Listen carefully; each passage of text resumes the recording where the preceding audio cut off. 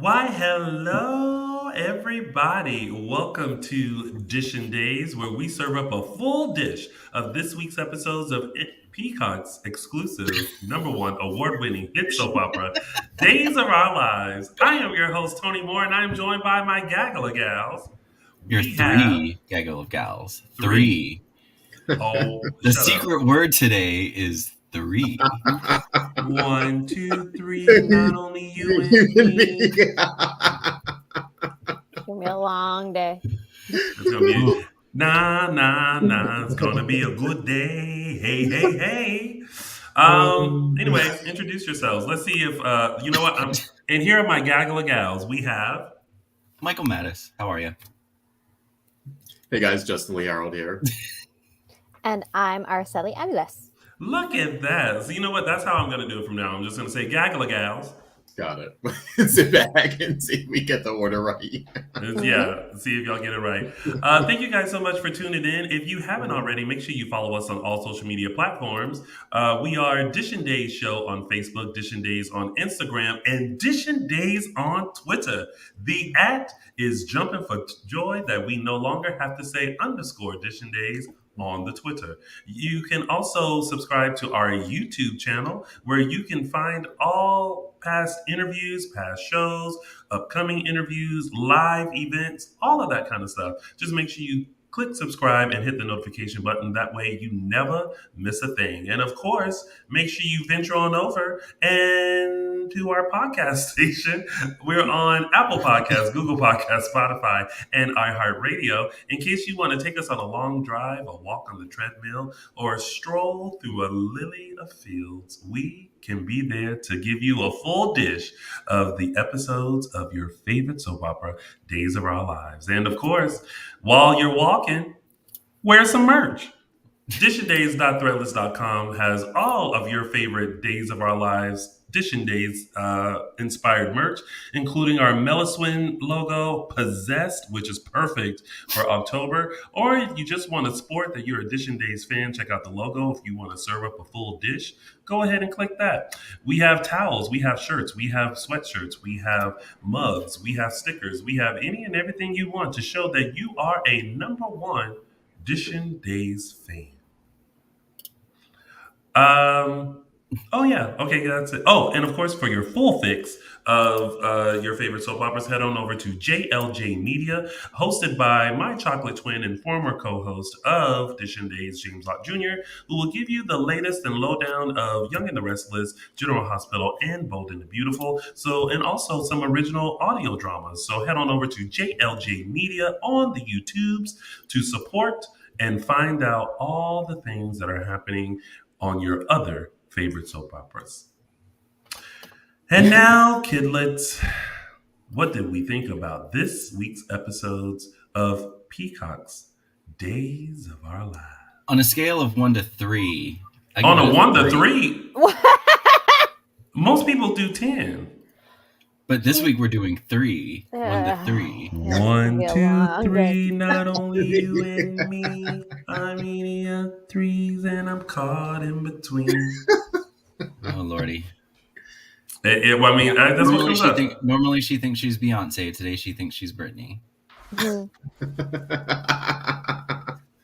It's just me against the music. Oh, we can do a duet because you think you're Madonna and today I think I'm Britney. I don't think I'm Madonna. Michael.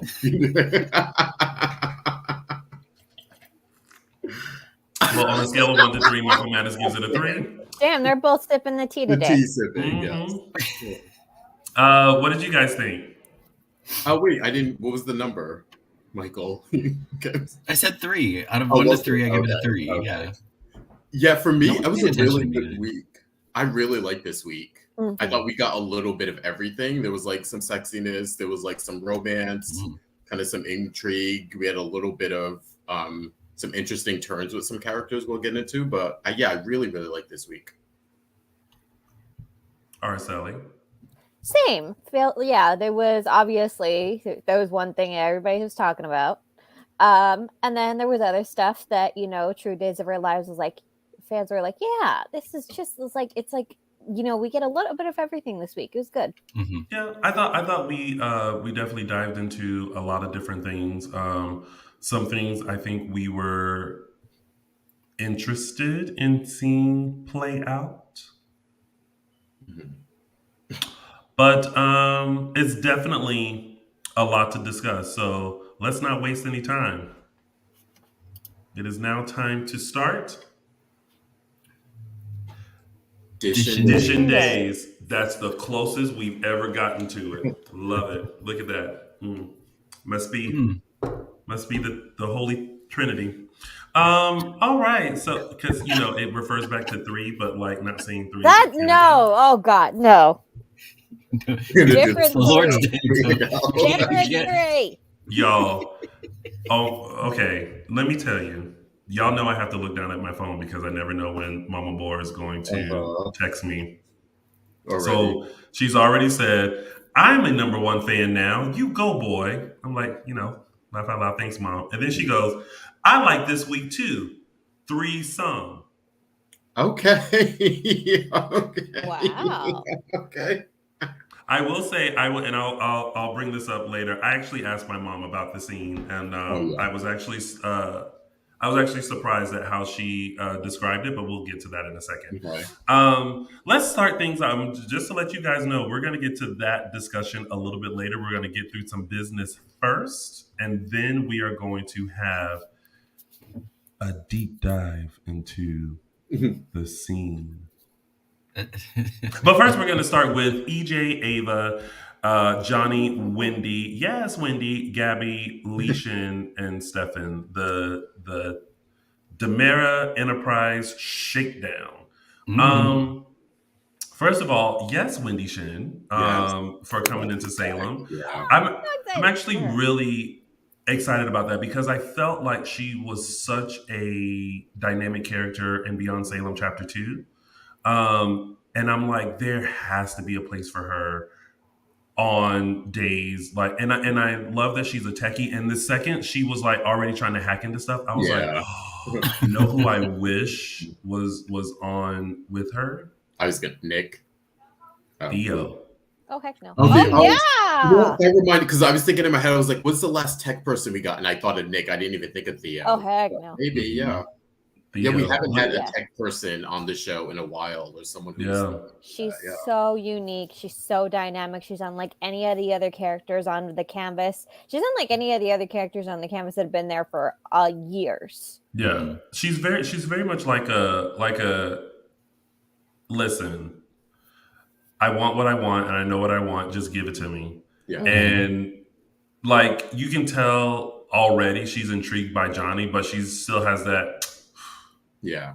Like, ugh, it's you. But deep down inside, she's like, hey. Well, yeah, but I don't think that that's what intrigues her about him. Like, obviously.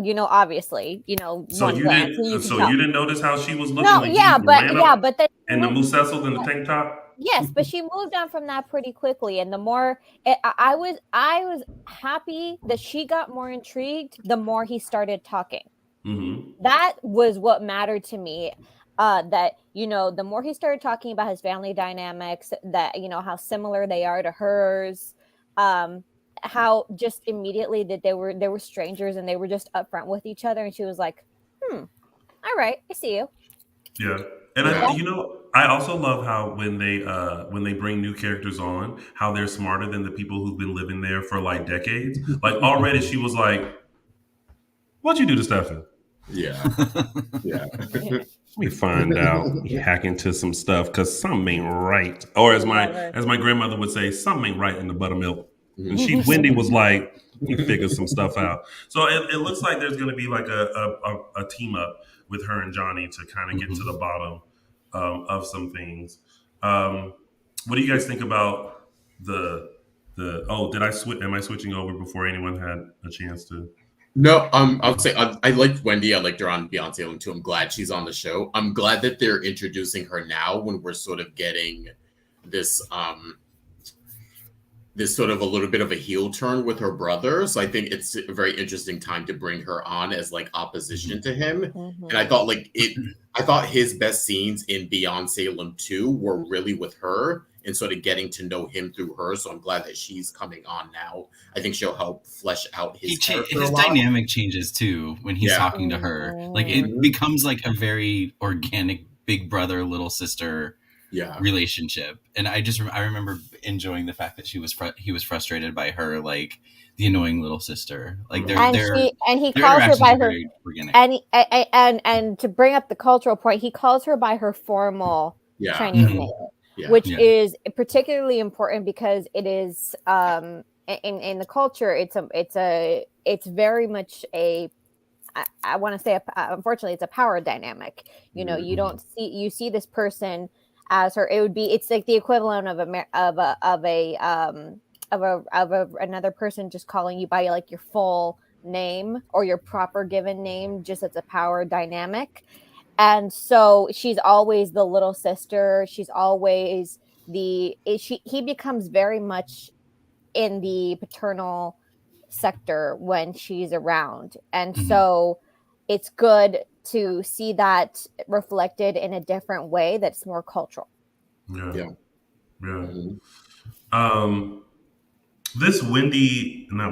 EJ Ava showdown that happened. What do we think about that? I knew like it really wasn't gonna make a difference to Johnny. Like I knew he was gonna. I knew that I was like he's like EJ's goal with that, one of his goals anyway, was to turn Johnny against her, but it didn't work, and I kind of knew that was happening. Yeah. Yeah. And I think I feel like it makes him look bad it makes EJ look bad to Johnny again. You know what I mean? Yeah, like it's exactly. like I feel like he looks at his father and is always like, dang, you literally will do any and everything for power, and it's like it's gross. You know what I mean? I feel like that's kind of how he looks at EJ. And even though EJ always thinks like, oh, you know, I'm gonna help young Johnny see the way. It's like, no, dude, like you know, it's too much.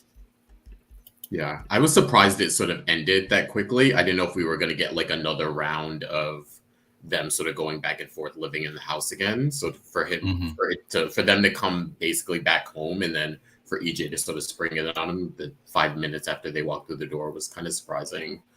I mean, it was a nice plot line while it lasted. I would have liked it to last a little bit more and have a little bit more dimension, but it was, you know, I guess it was cool to have Ava in the mix and Ava as a Demira, even if it was fake or short lived. But you know what it is? It's like it wasn't Ava's idea, right? Yeah. It was just kind of just brought on her, and she was just like, yeah, okay, because I think, you know, in her mind also, she was like, you know, Jake would have rathered I have had his shares than EJ. And he would have. Yeah. And so, you know, but EJ worked double time, overtime, triple time in order to, you know, do and here's the interesting thing. He's doing all this, right? And he's still screwing over people who helped him get there because now he was all like him and Stefan are about to take over Demira. And then Lee was like, I'm the one that brainwashed Stefan into thinking that he's not in love with Gabby. If you wanted to continue, you better keep me on board. And then EJ's like, shit. Yeah. Oh, shit. And then screwed over Stefan. Yeah, and then now Stefan is looking like, what is happening? Well, I have to say though, this is the one time EJ was being, actually, as far as we knew, he was being truthful about that. It was really Lee who did that. Yeah, you know what I mean? It wasn't EJ. It was sort of like this was the best of both worlds in terms of like keeping things. Oh yeah, but it's like but it just shows how EJ is not gonna like fight him or call him on it because Lee's totally bluffing. He's not gonna give up Gabby, but he's daring EJ. It's now a cat and mouse game between EJ and Lee. Lee has now said, "I dare you, test me, see how far you get." Is he bluffing? I think so. I don't think he's ever gonna give up Gabby. But he'll find some other way because he's not going to let EJ get away with this either. He won't let Gabby go, but he's not going to let EJ get away with it. So he's like, okay, test me. Do we think he was bluffing? I sort of thought maybe we're getting more of him as a character. I thought that was Lee showing his hand. I didn't think he was just lying to EJ. I thought he was saying like, I can go either way here. It's up to you. Yeah, because I think Lee thinks like Stefan really is under my control because I'm the one that has him in his current state. And whenever I want to change that, I can. As long as Dr. Rolf aligns with him still. Dr. Rolf could flip on him. I mean, this is true. I mean, listen, Dr. Rolf's loyalty will be to Stefano. If this is children, yeah. If at the end of the day, whatever EJ or Kristen or Stefan or Chad or whoever he's working with, not saying that Chad would ever work with him, I'm just naming the Demir kids, or Johnny or whoever, if it doesn't align with what he thinks Stefano would have done ultimately, he ain't gonna do it. Yeah. The chat room seems to think that Lee would drop Gabby for the sake of power. See, that's what I thought he was doing. That's what I thought. I don't think so. I think he would try to hold on to both. I don't know. Yeah. I don't know about that. I kind of felt like. Go ahead, Justin. I just felt like maybe they were showing us that he is more power hungry than he is. He's just as power hungry as he does love Gabby, and I do think he loves Gabby, but I think we're getting a little bit of that. We're seeing that with also the fact that I said like Wendy coming in now, and like we did the cultural thing of him being the firstborn son, and then we've seen his relationship with his dad. So I think to me that was them showing like we're going to show a little bit more of him to make him interesting, as opposed to he was just calling a bluff. That's how I took the scene. Well, I think the fact that we're having the conversation, that we're questioning it, just shows how much they've developed Lee as a character, how far he's come, because he's been on the canvas for a couple of years, but now it's like, no, this is a real fleshed out character with a family and motivations and a history and like parental and cultural expectations to live up to live down. There's a lot more there than there was a few years ago. Do you guys like how Lee's character has developed thus far? Because in the beginning, when he would pop on the screen, we were like, we need more. Yeah. Is this what you guys were expecting of him, or has the show kind of changed who you thought he would end up being? It changed who I thought he would end up being, but in a good way. Like, they didn't bring him back just to make him some boring doormat. You know what I mean? Like, he's actually trying to take control, and it's more dynamic of a character than I thought he would be. Yeah, I like this version of him that we saw this week of like if there's a power struggle between like his ambition and his love for Gabby. I like that. I'm not crazy, honestly, about the relationship with Gabby that we've been seeing the last few months. I don't think that was terribly interesting. I think the stuff with like the Stefan and Jake and the relationship with Ralph made him more interesting. But this to me is, I think, where the character is most interesting. Yeah, I find it all interesting. Who would you most root for to be with Gabby, Stefan or Lee? Stefan. See, the fact that we're pausing though. Well, right. That says a lot in itself. Yeah. I'm going to say Stefan just because their marriage was sort of cut short by circumstances as opposed to they broke up. So I'm going to say Stefan here, but I like her with Lee. But it's not the same. Too different. But again, you see what I mean? We all paused. Yeah. Just like, it wasn't, years ago we said automatically Stefan, but then we've seen how again, I've said this before, it takes, yes, Lee is power hungry, and this is why I think that he was bluffing with EJ, because though he's chairman of the board, he has been content to sit back and let Gabby do with her power what she will, and supported her every step of the way. Mm-hmm. And so that's why it's like, again, if he wasn't manipulating the situation behind the scenes, I could see them as a really dynamic power couple.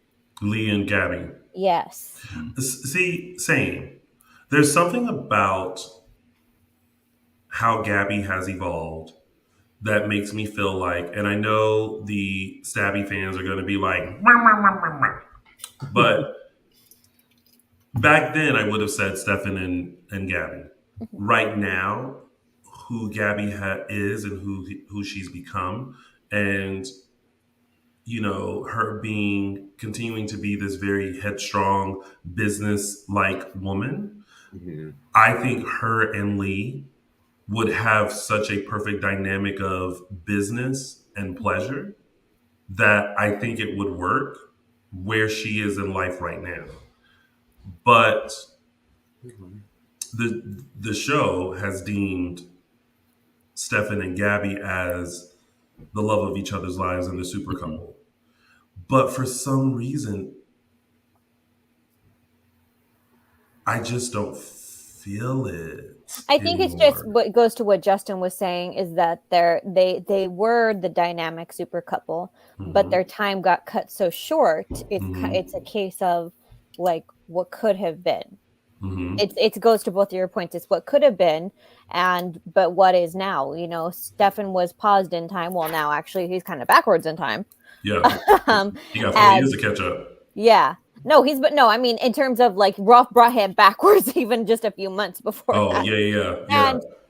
And Gabby had to move on. She had to forge ahead, keep going, for better, for worse. Now, do I think Lee and Gabby's relationship has moved a little quickly, just, for storyline? Absolutely. Yeah. Like, I feel like they're still in the, this is fun kind of phase. Like, it's nice to be able to, date. Like, I still feel like her and Lee are dating. Yeah. Do I have butterflies in my stomach about them being engaged and getting married? No. Yeah. I mean, but it's kind of like right now I just like them together, and I like that. I think also what it is that I liked initially when she told him, I think it was when she told him about Ava and what she did with Jake, and he kind of accepted it. I was like, okay, so okay, he's all about that business too, and protecting her and making sure that she's good. I'm like, okay, I can be on board with this. Mm-hmm. But yeah, I don't. Going back, sorry, with Ava. I think I said this, but maybe I didn't. I'm just glad that she did come clean, because I think she was just kind of like, I'm exhausted of this. Like, mm-hmm. It's not worth it. Yeah, she was not worth it. But kudos to her to Tamra Braun, how she looked the whole time. She was just like, yeah, she's not going to give EJ satisfaction. And I will say this. Monday's episode was one of the most talked about that Days has had in a long time. But save for that particular scene, everything else on Monday annoyed the hell out of me, including that smug look on EJ's face. It was like literally everybody else in the campus I wanted to punch that day, because I was like, I wanted to shake EJ, like, just shut up. Well, he has he had that smugness all week, even when he went in. He's had that gotcha real motivation. And that's Johnny's real motivation. It's like, I think Ava is just his latest, excuse for being mad at his dad. But really, he's just sick of him. He is just sick of that smug look on his face. The way that he is constantly treating women, the way that he treated his mother, the way that he talks about other women in the family, the way he screws over his brothers at every turn. It's just like, Johnny sees EJ for who he is, and he's like, you know what? I need to take, if no one's going to take you down a peg, let me try. Let me have a crack at it. it's just every time EJ is on the struggle bus of trying to withhold some sort of get some sort of hold on power at Demir Enterprises, I just feel like I'm like, yeah, it's yeah. So now what, EJ? Like that's how I kind of it's like you don't want the position because Gabby is tanking the business or anything like that. It's just all about power and that you are a blood Demera and that how dare someone who's not an actual Demera be running the companies because like y'all, the Demeras can't get it together. That's why. Like if I was on the board, can you imagine being on the board of Oh God. Like what now? Like getting an email and being like, EJ is the new CEO. Chad is the new CEO. Co-CEOs, EJ and well, Gabby. That's and it's what like Wei Shin is dealing with on a daily basis. That's why he's so damn annoyed every time he has to come back into town. Also, my mom says that Gabby should start anew with something fresh. So I think her vote is for Lee and Gabby. Okay. All right. Well, we've talked about that in depth. That's pretty much it, right? Yep. All right. Perfect. All right. Let's go over to the dying folks. We got Marlena, Kate, and Kayla, and all of their people who are involved. You know what? For 2 seconds, you know what I realized? I was like, everyone. I didn't quite figure out John's link, but I was like, Roman has. The most links to everybody. Kayla is his sister. Marlena, his former lover. Kate, his current lover. John and Kate had something. Marlena is his current lover. Him and Kayla are friends. Well, they used to be siblings. Oh, true. Because he used to be Roman. Oh, that's true. Oh, that's right. Yeah. And then with Steve, Kayla's his wife. Marlena, his friend. I don't think he really had any dealings with Kate. Just the Stefano. I think they were the Stefano. Oh, when he was Stefano. Yeah. Other than that, not really. I mean, so you know what? I love to give kudos to the writers. So kudos to the writers for making them three the ones that are about to kick rocks because at least the men have like a link to it. Yeah. Well, and it makes sense because they went through it this week about how Roman shot his wife, and that's why Orpheus did this. It's mostly to punish Roman. It really extends Roman out. Yeah. And the ladies are just collateral damage. Yeah. Which. Speaking of bringing people back from Beyond Salem 2, we have the return of Joey. Yes. So glad to see that Tanner, who portrayed Joey in Beyond Salem 2, is there. And it makes sense for him and Trip to be there. You know what? I miss Trip. Yeah. Yeah. I love Trip. He definitely had a presence on the show that's missing. Yeah. It's like I feel like he should be in that mix. With Allie and Chanel and and now that Wendy is there, like I feel like they're like he's just kind of like the missing link of that. Yeah, I mean, grow that age group out. It's getting too incestuous. Yeah, right. I love the flashbacks of Kate and Roman's relationship. Oh man, they went far back too for a couple. And it's kind of dark.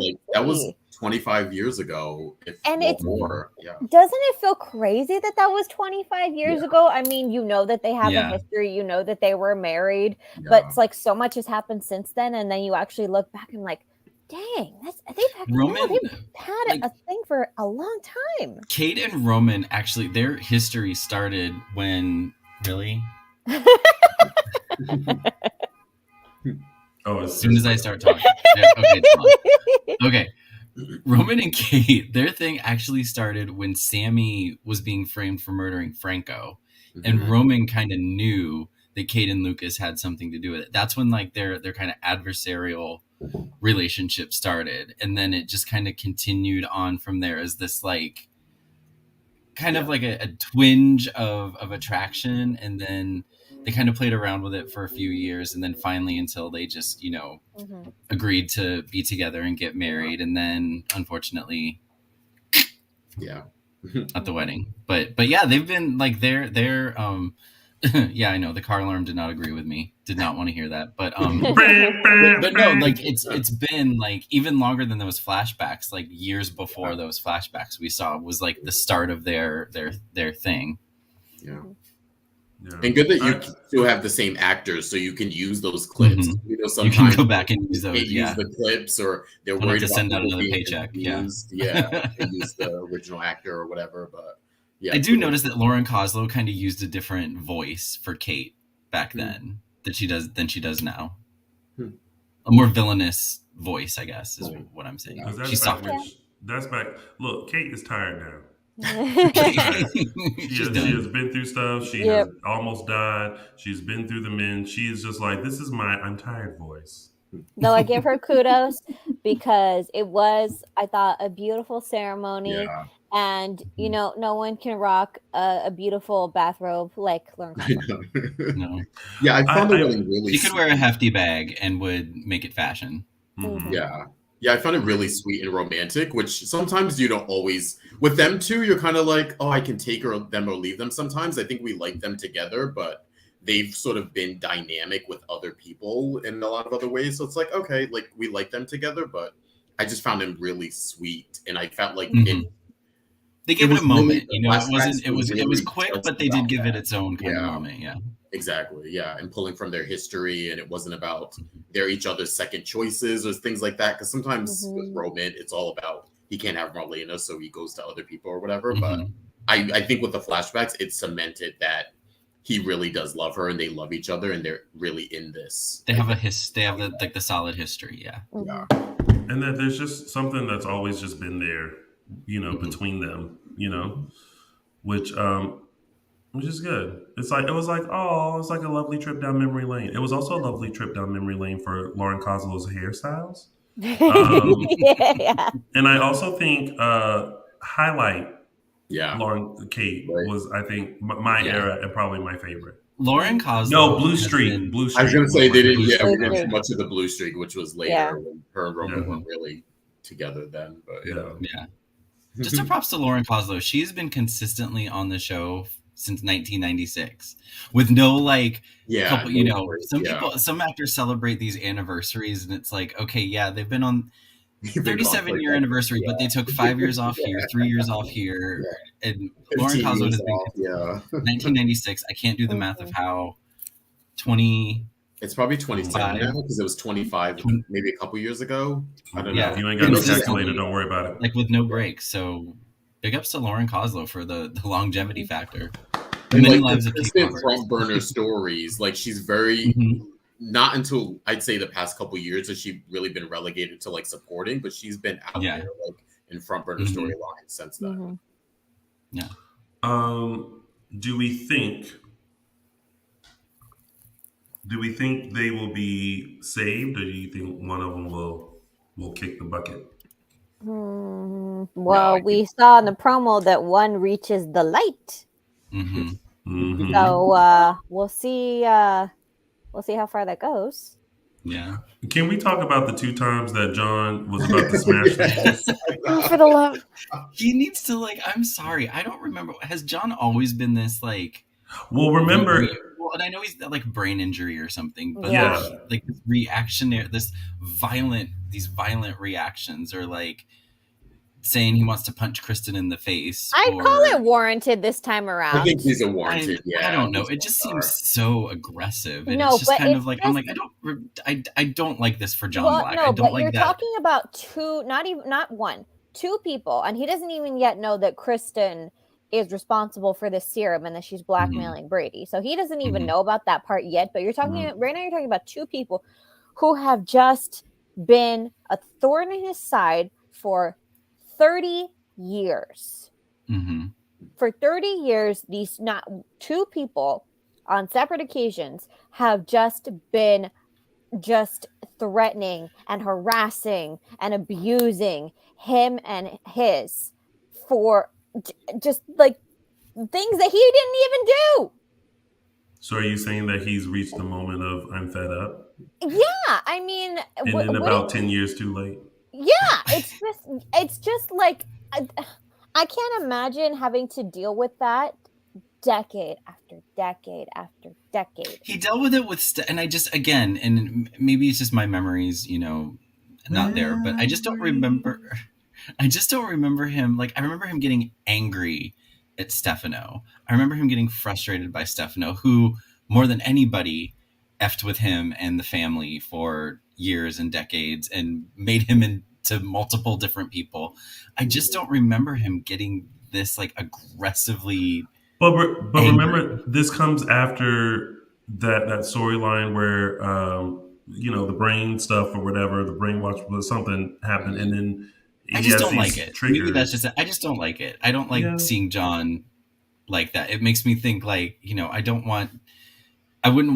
would make me like afraid of him. If I witnessed that from him, I would almost be like, and you don't want that for John. John's the hero. John's supposed to be the hero, a hero. But don't you think that that's just my opinion? Yeah.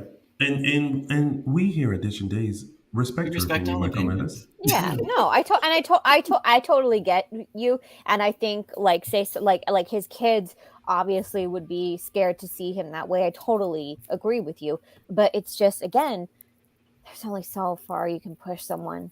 I get that. But here's the thing. I think right now his anger is warranted because on top of all the things that he has been through in the past few decades, being someone else, finding out who he really is, thinking he was Demira, finding out he was a Robichaux, then not a Robichaux, and then a black, and then Marlena being kidnapped and thought dead, and then brought back to life, and then and then now someone that he's been dealing with for 30 years is still seeking revenge for something that happened 30 years ago, who now has his wife on the brink of death to no return.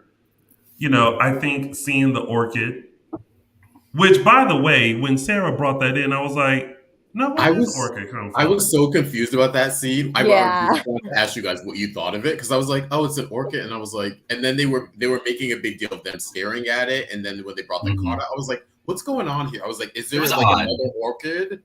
I feel like did someone else come through with another orchid that we don't know about? I think it was just it was used as a lead up to we're just tired of Orpheus dangling, raw meat in front of animals. And so it was a way for him to like be upset and smash that, so that then when Jada comes in and it's like, Mr. Black, we've arrived with the antidote. Is really chapstick with an antidote. And he's like, this ain't no antidote. This is from Morpheus. Can you imagine how pissed Brady would have been if he hadn't gotten there in time? Oh, God. I literally yelled. I was like, John, no. I said that to the TV. And then as soon as he was like this, and then Brady came up 5 seconds later and was like this, I was like, oh, okay, good. Because that's the actual thing. So should we talk about Brady now?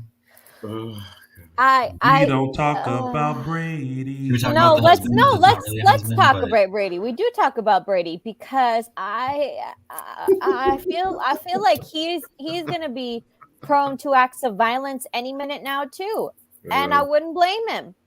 If he was smart. No, wait. What are the? Okay, so let me think this out, because I was like, let's break it down. Yeah, sure. Kristen's 181 viewers. We're coming in just in time to talk about the other thing. Anyway, Brady. So what's stopping him? And maybe I missed it. So Kristen is saying, okay, I will give the antidote to the three ladies that are about to circle the drain. And in return, you break up with Brady, you get back together with me, and we live with Rachel. You break up with Chloe. As a hunky-dory happy family. And you dump Chloe. What's stopping Brady from like saying like, okay, Kristen giving the antidote, the lady's living, and then Brady being like, JK, LOL, I'm going back to Chloe. No, she mentioned it. Because remember, she mentioned that a couple of months later, they're going to probably need a booster and then probably another booster after that. So don't think you're going to get out of this, Brady. You're in it for the long haul. Okay, so I heard the part about the boosters and stuff, because I was like, LOL COVID. But not LOL COVID, but like it's relevant now. It's relevant conversation right now. Yeah. But I didn't make the connection that that was why he would have to stick with it and not pull a switcheroo on Kristen. But the main Kristen. My thing is this, Kristen. Why would you want to be with someone who does not want to be with you? You can paint. You can think. Let me tell you, and she should know by now. This is decades of stuff, right? She should know that there's no way in the world he is going to flip pancakes with you and go, you know what? I do love you. Thank you so much for blackmailing me into this relationship. No, he even said that he's like, you know what? I can be with you, but there's no way you're ever going to get my love back. And then and I feel like at that point, Kristen should be like, okay, you're right. But of course it's Kristen, so she's not going to let me say this though. It's like Sammy back in the day forcing Austin to stay married to her when he didn't love her. It's the same thing. But is that when she was in the wheelchair? Yes.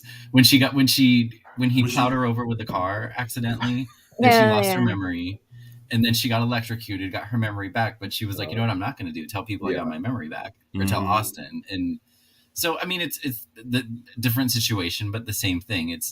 She's forcing him to be with her when he clearly does not want to be. Well, I'll say this though, as much as we're saying that now and sort of clear-headed looking at the situation, I do think there is a space for them to be in close quarters with each other and for things to melt with them.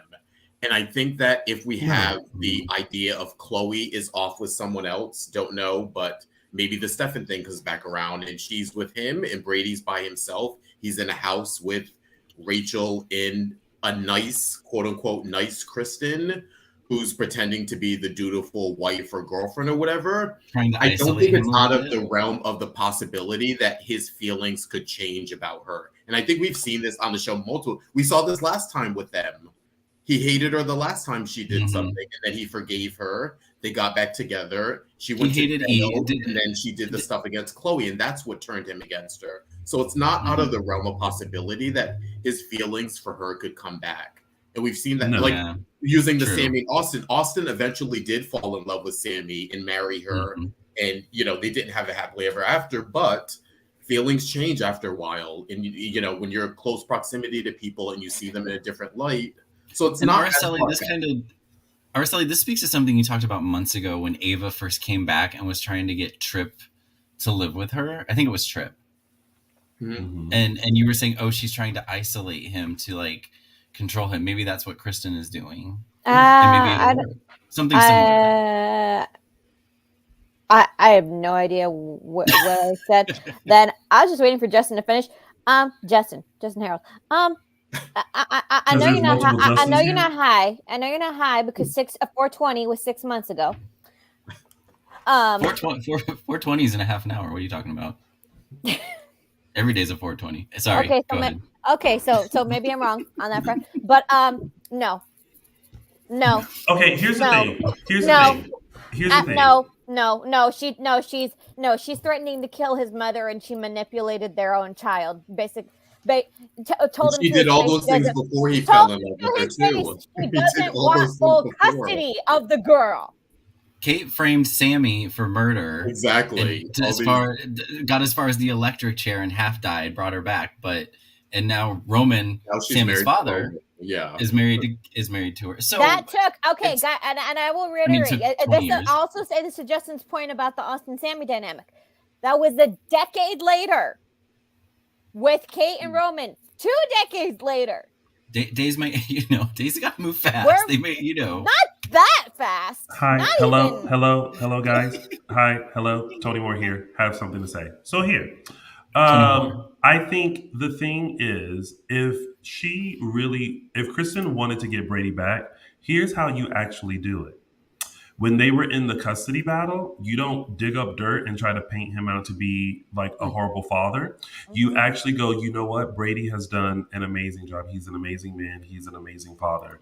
I would like nothing more but to co-parent or have joint custody with Rachel and with he and I and Rachel.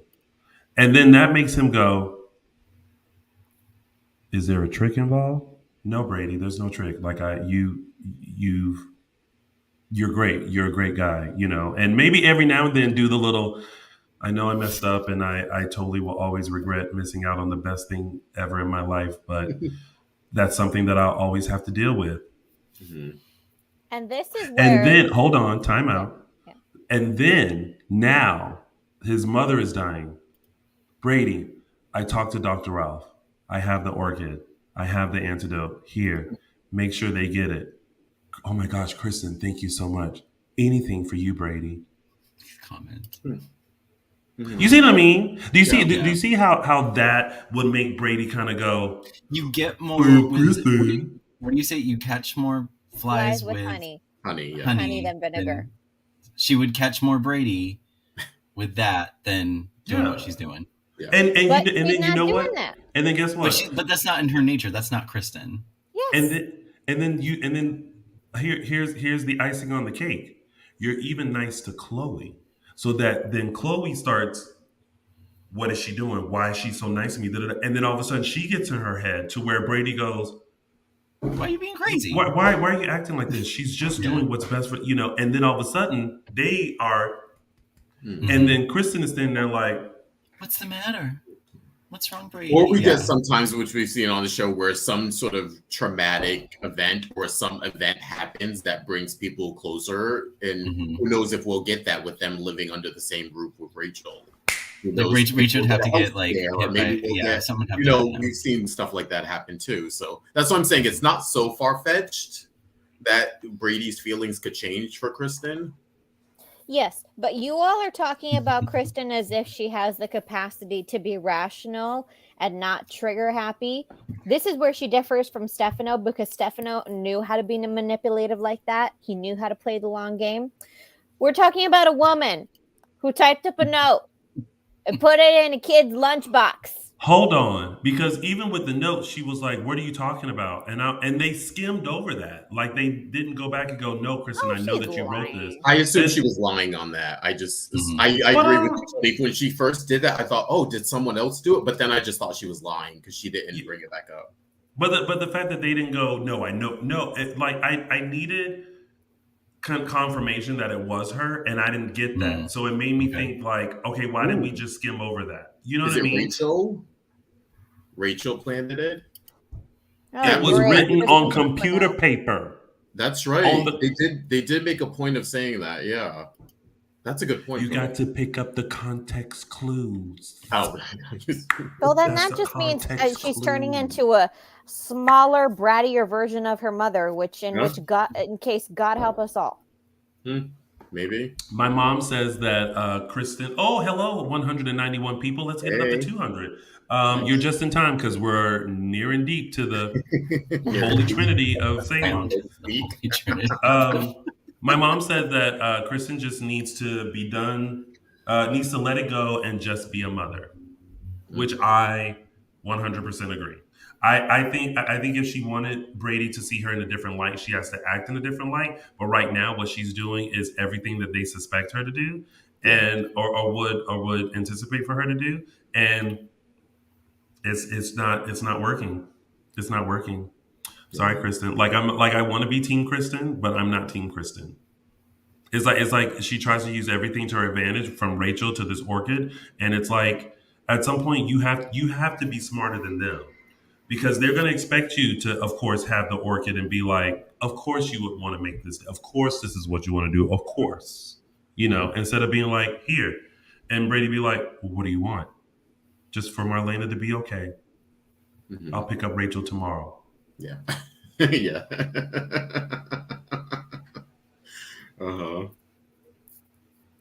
Kristen? Yeah, Brady is me. Bye.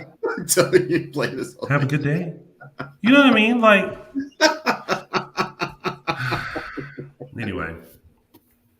Stacey Hyduke, if you ever need someone to double as Kristen, you let me know.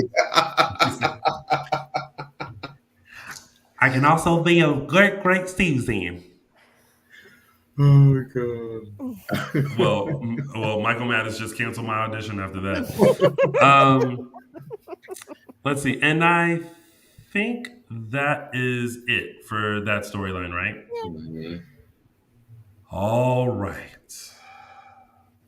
It is now time to take a deep dive into the most talked about love scene around. But before we do that, let's talk about everything else and then get into that. Can we do that? Mm-hmm. So we've now reached Alex, Allie, Chanel, Stephanie, and Chad. I first want to talk about Stephanie and Chad. Dang. Well, why, Araceli? Because, again, what I have said previously, how I hated everything else that was on Monday, and Chad and Stephanie was at the top of the list. Why? Because it wasn't good timing. I like the conversation that they had when they stopped it, but it was like how some people probably felt about the threesome in a way of like, make it stop. I was to Chad and Stephanie. Make it stop. I was kind of like, it's true Days fashion when two people are going through tragedy, they somehow end up together and end up making the mistake of like being together because you just need some sort of comfort or whatever. But there was a moment where I looked at Stephanie and I was like, you know what?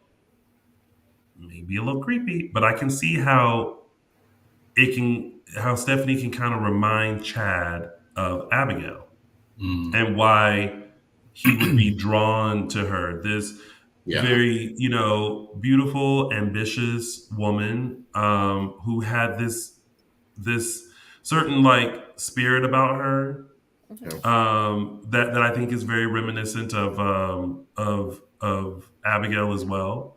Not like nail on the head, but like well, they are cousins. A remnant, Oh, so yeah.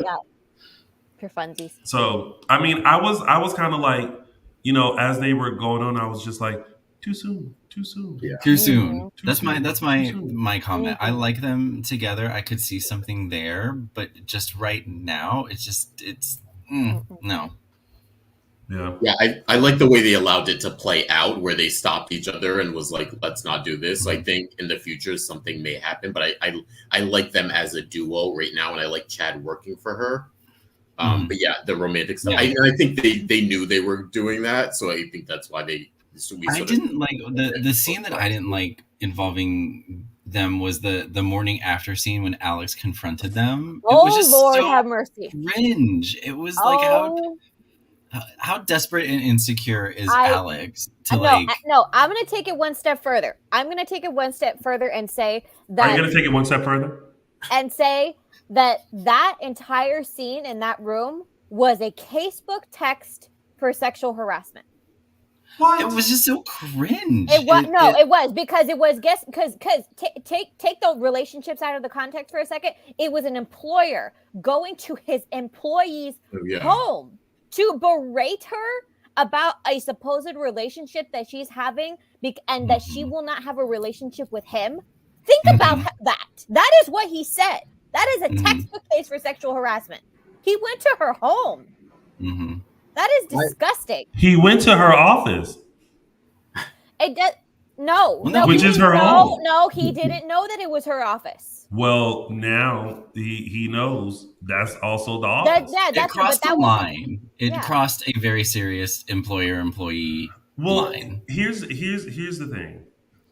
Okay, wait. Before I go into this, I wanted to start this off.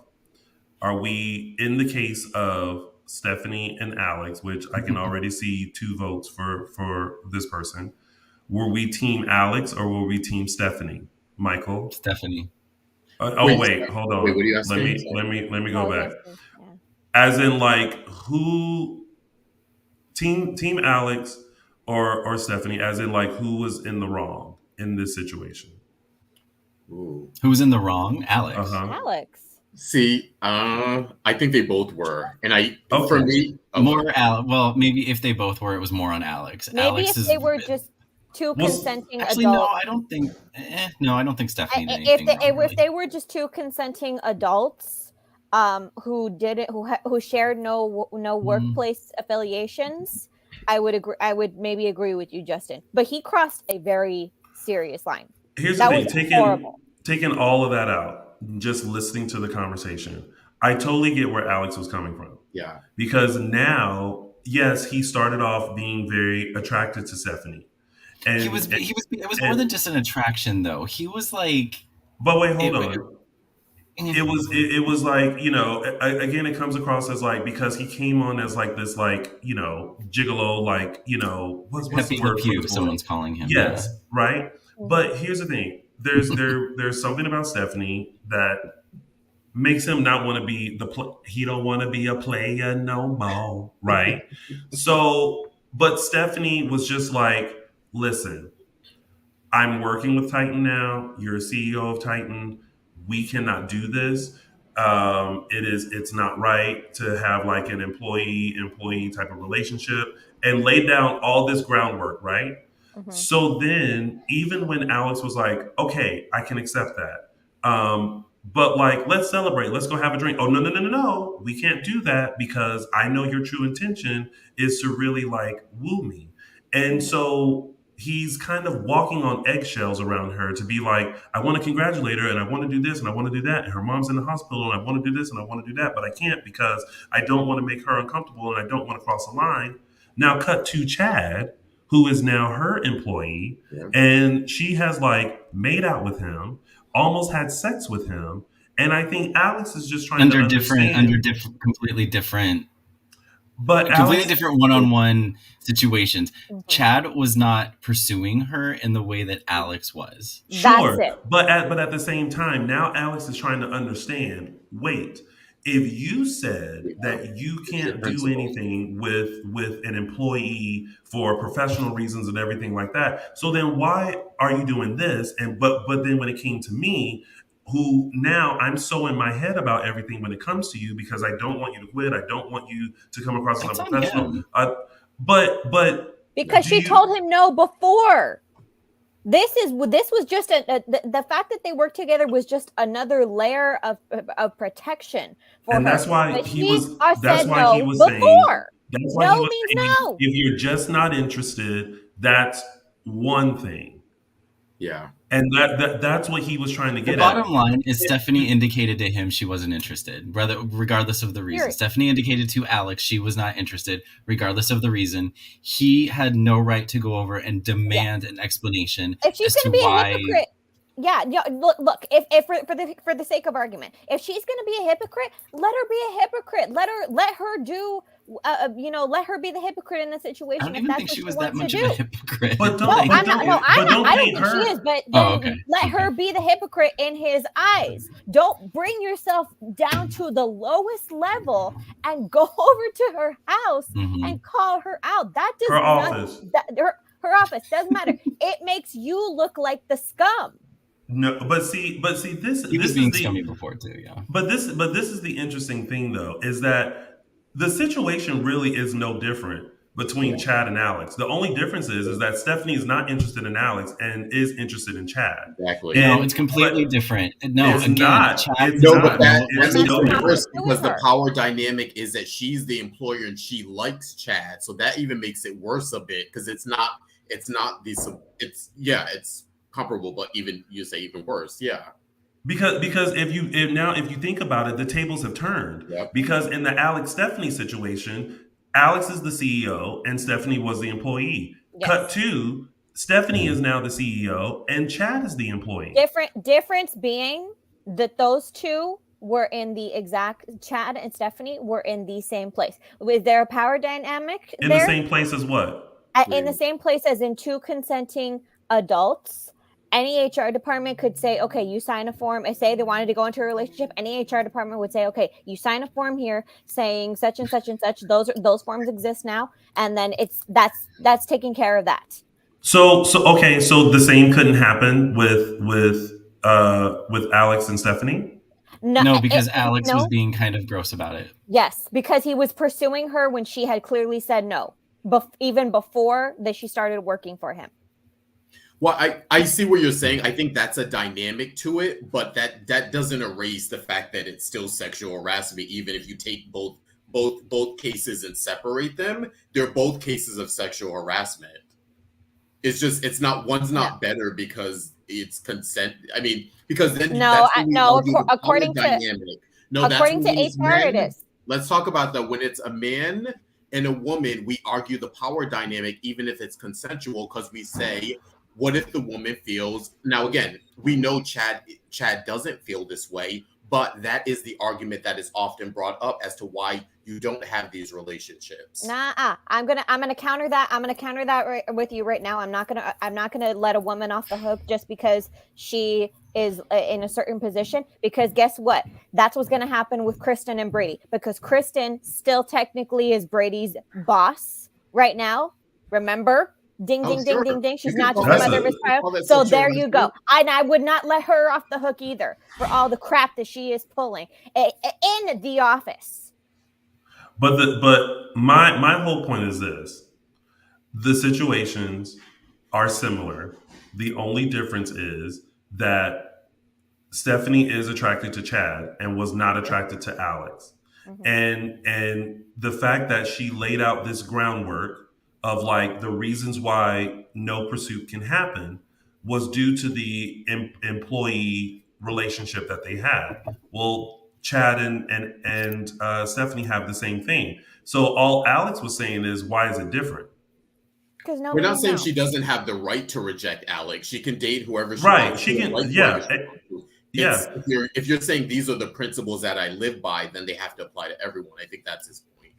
That was the whole point. No. It's not about no means no. It's about the fact that, like, if you're not interested in someone, that's fine. I'm not interested in someone. Don't say, well, the reason why I'm not interested in you is because we're working together, we're employees, and I can't do that. And but hold on, but I'm not done yet. So then you then go over and do the same thing with the same situation, but you're just interested in that person.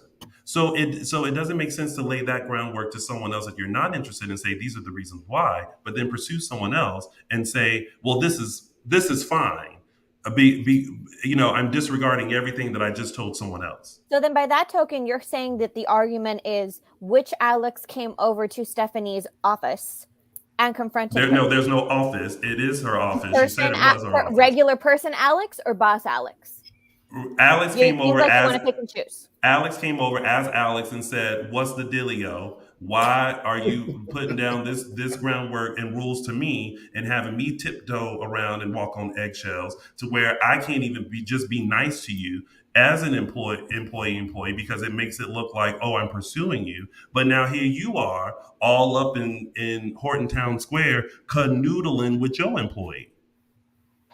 And he has no idea that they almost had sex and that they stopped it. That's why she was looking like she kind of agreed with him at the end. I mean, yeah. And if she wants to feel a little bit guilty, that's fine. I don't think that she should have felt 1 ounce of guilt at all, but that's just my opinion. Yeah. If she wants to, that's fine. She shouldn't feel guilty about his point of the hypocrisy.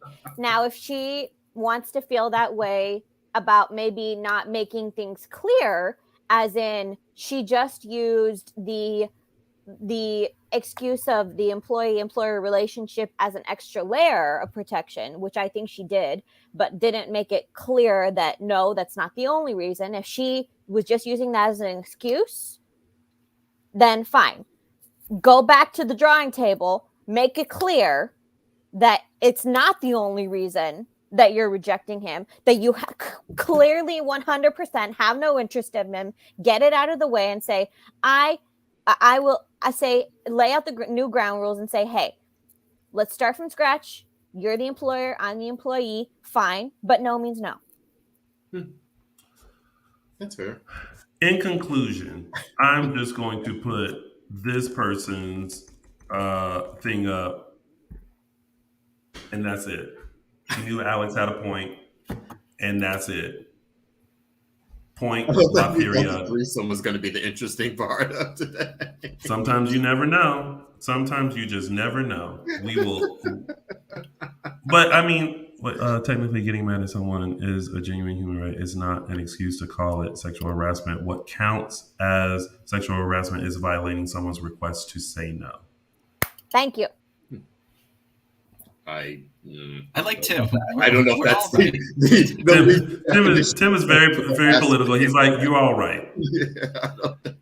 I mean, I don't know. I'm sticking with my opinion. I heard y'all, but I'm sticking with my opinion. And what's your opinion, Michael Mann? What is your opinion? I agreed with Araceli. Alex should have just bowed out. Justin. And I don't think Stephanie did anything wrong. What did you say earlier, Tony?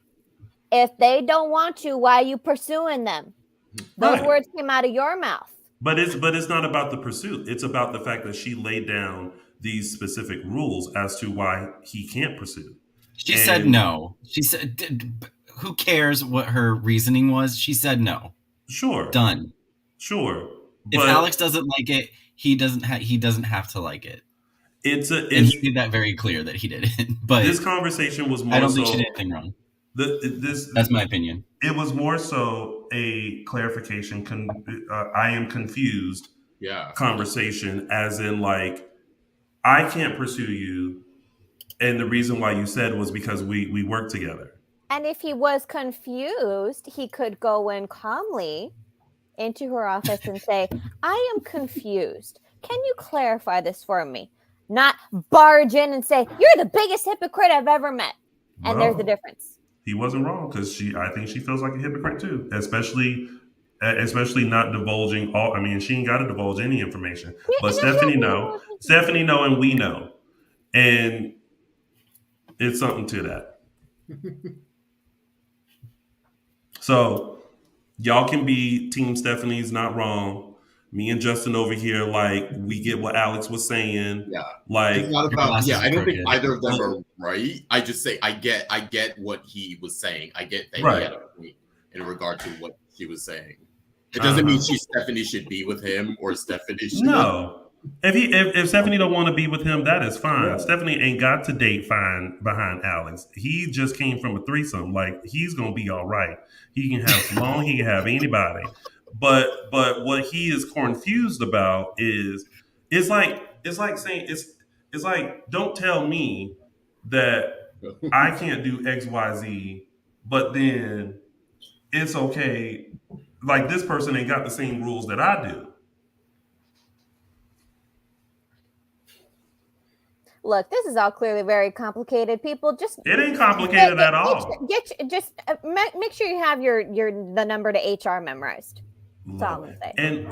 And also, I'm gonna say this to the folks in the chat room, because this happens. It's not very often where we have a topic where we have various difference of opinions. So we want to end up being the ones that's right.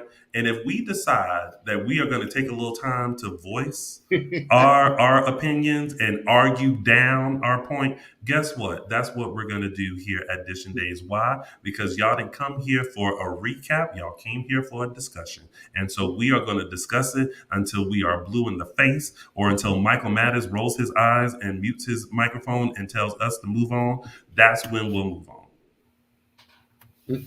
Now we're moving on. So, because people in chat were like, move on. It's like, we didn't want to move on yet. Yeah, Araceli and I wanted to argue until we both realized that we fine. Yeah. Okay, so now we're going to get down to the nitty gritty. Because this is going to be the Holy Trinity. The Holy Trinity. Stop calling it that. So okay, see, now I'm gonna get mad at Michael. Stop calling it that. So the Alex, Allie, Chanel threesome was the talk. I didn't realize that this was going to be a moment. Mm-hmm. I thought this was just going to be something like, it happens, whatever, we'll move on. But it's like everybody was talking about it. People magazine picked it up. Fans were talking about it. Lines were drawn in the sand about it. So, of course, as you can see, we gonna spend 30 minutes talking about that. No, I'm just kidding. But we are going to discuss it because whether you liked it or not, it was very historic. Historic for soaps, historic for days. The first, threesome, that was shown on television. And I want to make sure everyone understands this before we get into the conversation. Between a male who identifies as straight, a female who identifies as bi, and another female that identifies as sexually fluid. I think you first have to realize the identities to make sure that you understand the scope of what's happening. Because I saw on Twitter, well, they're lesbians. They're not lesbians. No. One identifies as bisexual, and another identifies as sexually fluid. So, so we have to honor and respect their identities first. But now, what do you guys think of? We'll start with storyline stuff first. Okay. The decision for them to do this threesome. Still a bad idea for their relation. I feel like they were doing it to fix something, and it was kind of not. I don't feel like it was a good idea for them to do this. They seem like on a high right now afterwards, but that's just the immediate, euphoria. We've all been there. Yeah. But we've all been there in general. But but afterwards, after everything processes, who been where? You're not gonna let this go now. Go ahead, Michael Mattis. I do apologize. I feel like afterwards, once everything is processed, then we're gonna start to see whether it actually was good for them. Are they gonna stay on this, trajectory? They just needed to get it out of their system and explore and good, or if it's gonna lead to more feelings. Someone leads feelings for someone else, or what, or yeah. So that's what I gotta say about that. For me, I think last week I was similar to you, Michael. I didn't like the conversation and the reasoning leading up to wanting to have it, even though I thought it could be interesting. This week, I felt like we got something different. I felt like the couple relationship issues that we saw last week, they didn't seem prevalent. And I thought this week, and I thought when they woke up, I thought we would get a little bit of that, and we didn't. I was really actually surprised how well done it was shot, how much attention they paid to it. And we can talk about that later if there was maybe some more editing involved. We don't know. But I was also surprised with how adult it was handled the next morning, and that we didn't get any angst of what does this mean about our relationship? Does this mean if we want men now? I felt like I'm glad they didn't do that. Who knows what's going to come, especially since we have a character who's now in another sort of mix up with other people in relationships, stuff like that. So I don't know if this is a one-time thing to explore the sexuality or if this is something ongoing. We'll see. But I actually was really pleasantly surprised the way it was handled. Araceli? I agree with Justin. That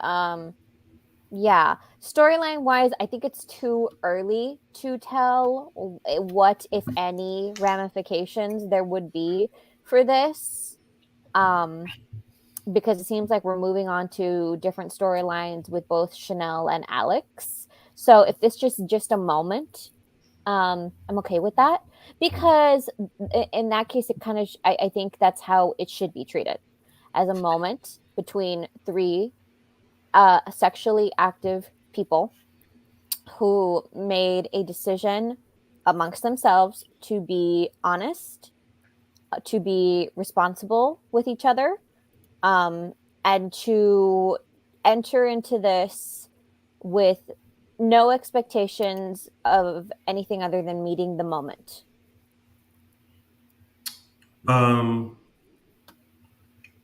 Like I said last week, I appreciate the fact that Allie and Chanel had a conversation regarding whether or not to do this, right? I think from a standpoint, and I think we could sense this when it was initially asked, there was a bit of intrigue from Chanel. of like, huh. But there was resistance from Allie because I think within their relationship, the fact of how it even came about of Chanel having to choose between Johnny and Allie and them not having they have a sturdy foundation of a friendship, but the friendship has now elevated into a relationship. So the relationship didn't feel like it had a solid foundation before before a thought of a threesome, right? Which is where we are initially with the with the ask of or the request of, hey, if you're ever down, right? Yeah. I think after thinking about it, I think Allie was and maybe got a sense from Chanel, like maybe this is something that she may want to do, and maybe being with a man is something that she misses, because Allie admitted to herself that, like, there are times I think about Trip, you know? So there was like a need, possibly, but between the two, right? And what I appreciate is that there was a conversation with this couple, an adult conversation as to this step, this exploration of their relationship, and the agreement of like, well, let's do it, let's try it, right? And I think the takeaway from this is that this is now a different relationship than we've seen on Days, right? Where, but I think it's important to show and understand this particular type of relationship. As a viewer, it may not be what you're doing in your household, but it is a way to understand someone else's dynamic or someone else's relationship. When the decision happened to actually go through with the threesome, I thought, I appreciate the conversation because I feel like going into it, there's like a strong foundation now of like, this is what we're going to do. This is what we're going to try. And hopefully it doesn't do anything to their relationship, which I think they were holding steady to that of like, we literally just want to go with you because you're single.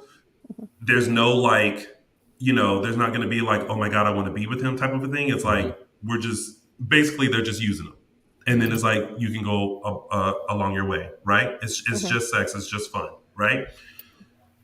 And I thought the way that they presented it, I thought the way that they did it wasn't gross. It wasn't necessarily like sensual, romantic, like, oh, like we've been waiting for this moment for this dynamic to like, show their love for another. It was like, this is a moment in their relationship that they're exploring and that they're trying, and this, we'll see what's going to happen with their relationship.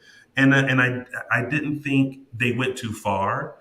It wasn't like you saw Allie like this or like or anything like that. Like it was just you just saw them kissing, you saw them just the idea of being with each other, and then you just saw the next morning of them just being like, all right, well, we did it. Like that was fine, a check-in and everything. And I thought the way that it was done in such a way that it shouldn't make you feel like gross about it, but like this is what this particular couple decided to do with their relationship. And I feel like the only time we ever felt like, oh wow, they went there. Y'all remember Sarah and Xander? That was more of a scandalous scene than this was. Yeah, where we were literally like, okay, this is given very 50 Shades of Grey tease, and it was fine because they were a couple. We rooted for Sarah and Xander and everything like that. And when I didn't watch the threesome until today. I've been busy all week, so I didn't get to watching the episodes until today. And I was expecting something so much more because people were like, oh, it's so gross. It's disgusting. I can't believe they're on Peacock in there. It was no worse than any other. It was no worse than any other love scene on the show. It just involved 3 people instead of 2. The only part that wanted to make me puke though was the music. Could have music choice wasn't there, but oh my god, everyone agreed on that. The music choice was like it was. Now listen, y'all know I love Days music. You know, my favorite will always be the do do do do do. But this music, I was like, listen, I know that y'all are not trying to romanticize this, but like, could we have picked a song that, you know, was just a little bit like, what was the lyric that they kept saying over and over again? No, it isn't. I know what you're talking about. I don't remember what it was. Yeah, but it was I can't cringe. But someone tweeted, they were like, they just kept saying that lyric over and over again. It's like, we get it. Like we get it. We get it. And here's what I will say. I was through the Twitter scrolls all week, you know, trying to see, you know, who is giving it its due process. And here's one thing that actually really caught my attention, and I was like, I'll say it because I think it needs to make you think that people in the soap community were okay with the number one watched soap wedding being between a rapist and his victim. Yep. But they were not okay with a consensual threesome between 3 young adults. Mm-hmm. But take that in for a second. But let's be clear, though. You're talking about Luke and Laura? Mm-hmm. Yes. Take that in for a second. That was so romanticized back in the day. It was so glossed over. And they didn't add that part of the story until later, right? No, that was before. No. Wait, what do you mean? Luke was introduced. Oh yeah, as a character. Was part of the history. He then raped Laura. 2 years later, they were married. Oh, yeah, all that was on screen. And it was. I obviously wasn't alive then, so I don't understand how it was romanticized. I'm trying to act like you're that young. Decades later, you know, I caught up on, you know, the characters and the dynamics and stuff. And yes. If you were a General Hospital fan, they revisited stuff and they put weight to it. They had the kids find out and blah, blah, blah. Not to get too into General Hospital, but to my point, that moment was romanticized. And that's how they did it back in the day. And Days is guilty of the same thing, of just kind of maybe not sweeping it over the rug, but saying, we're going to forgive. Maybe not forget, but we're going to forgive that moment because, you know, that was before, like with Jack and Kayla, that was before we knew, you know, Jack changed and blah, blah, blah, but still it happened. Sammy EJ. We still, it happened and we have glossed over it. Again, we've not glossed over it, but we've not forgotten, but we like to pretend that it was a different moment, a different time.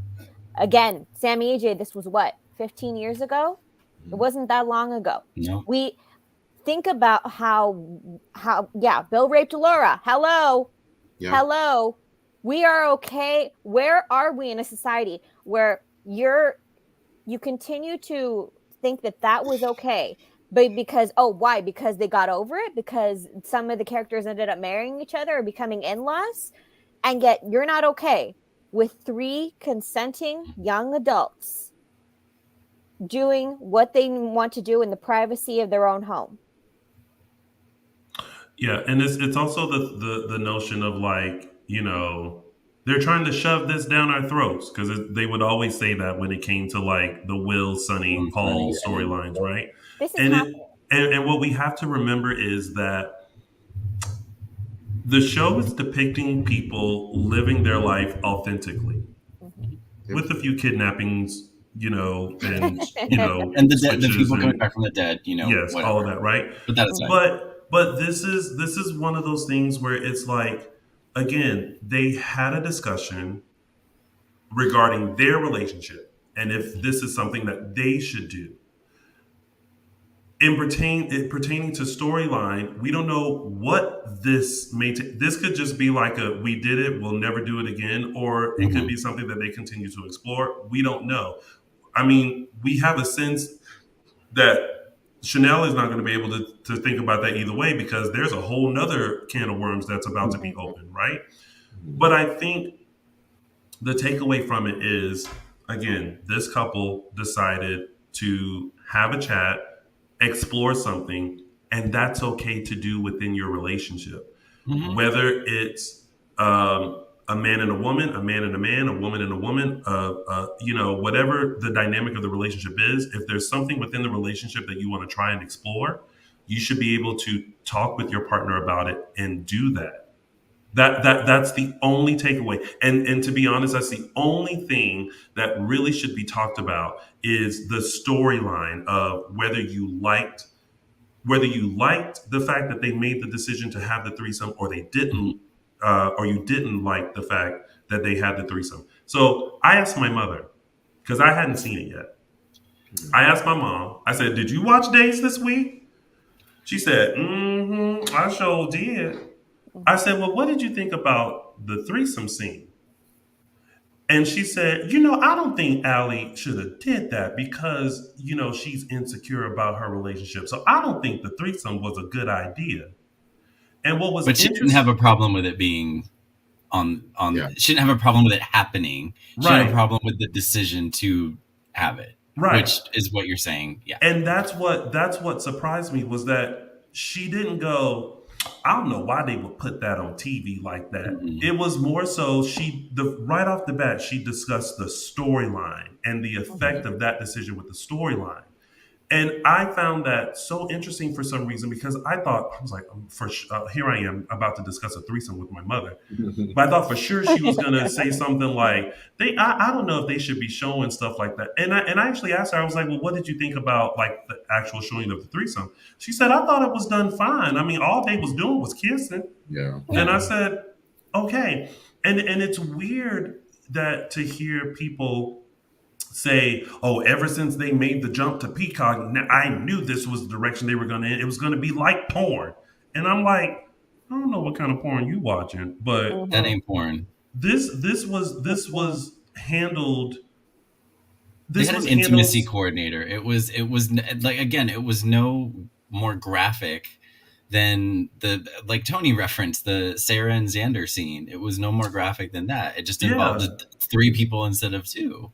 And there was the discussion with the couple to have it, and then there was the discussion with the third party that happened before, and there was, is this okay? Is this okay? Is this, like, it was all safe. Yeah. No one was having anything done to them. It was all consensual. And actually, blah, blah, blah. To that end, I'm going to bring up. To that end, I'm actually going to bring up the one point that I actually was okay with Alex bringing up this week. Because sometimes the issue of like your past partners comes up, whether it be in a relationship, whether it be for safety purposes. I personally think that it's okay to ask for safety purposes, especially if you're bringing more than one party into the party. He volunteered the fact that, he joked for a second, "Oh, I've had tons." He's like, "No, I've had 2. Both were great." I kind of liked it that he volunteered that, because to me it felt like he was adding an extra layer of safety to the situation, saying, "I've done this before. I know what I'm doing. It can be great. You don't need to feel awkward about it." Does that make sense? And there's no like feelings involved. I'm not trying to be the third in this relationship. Yeah. We're all just going to go have fun, and that's fine. Mm-hmm. I think I think the issue is that TV always has to cater to, and I'm going to apologize to Iowa and anyone named Betty that lives in Iowa, but this is just how I describe television. Networks always have to cater to Betty in Iowa. Mm-hmm. They have to make sure that television is safe enough for like middle America, that it doesn't show too much, it doesn't push too much of the boundaries, and so a lot of decisions regarding TV, what many people may not know about, centers around that. the hosts that you see on TV are catered to whether or not they have more mass appeal, as far as like, again, starting with Betty in Iowa and then working their way out. Scenes, storylines, everything is centered around middle America, and if they will be okay with seeing this. Where we are now is that you should be able to get a taste of what life is like outside of maybe what you're used to. We should start seeing more LGBTQ characters on the canvas. We should start seeing more people of color. We should start seeing just different dynamics, because it gives insight to other people within our world, right? Mm-hmm. Everything can't be and they lived happily ever after. Everything can't be a Cinderella story. Days lived happily ever after. Huh? Since when has anyone on Days lived happily ever after? This is true. And like super couples on the show, are not just cis men and women. It's important to have and show different types of representation so that everyone kind of feels like they can relate to specific characters. Mm-hmm. And so, as historic as this is, I think it's amazing that Days, who, again, we've said time and time again, is more one of the most conservative shows, does kind of open that window a little bit to say, hey guys, these are different types of people and maybe people that you're not used to, and this is how they handle their things. And I feel like as a fan, it's one thing to dislike the storyline. Mm-hmm. It's another thing to dislike the representation that's being shown on the show. And I will add to your point, Tony, that the younger generation, even the middle generation of middle America, is not the same as it was 10, 20 years ago. 10, 20 years ago, not even. It's not the same. Doesn't look the same, doesn't sound the same, different experiences, people are divorced. And for anybody who says that it's all about, it's the young kids are the one running the show. It occurred to me last week when we were talking to Rourke about, the dynamics of the show in terms of, he made a comment of it's kind of a young person's game now over there. I counter that with bringing storylines in for characters of all generations, different experiences. We saw, we just experienced a man in his 50s, in older age, middle age, after 20, 30 years of being closeted, come out. That was groundbreaking in and of itself. So it's not, we can blame the young generation for, bringing up all of this stuff. It's all ages. We're talking about people coming into their own at any age. Mm-hmm. And that could be embracing a new career. That could be embracing their sexuality. That could mean embracing life in whatever form is comfortable for them, as long as it's honest and consensual. Yes.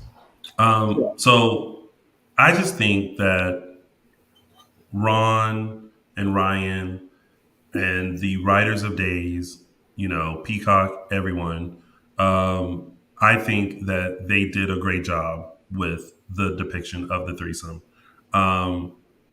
It's groundbreaking. It's great. It got a lot of people talking. I just hope that people see more of the good.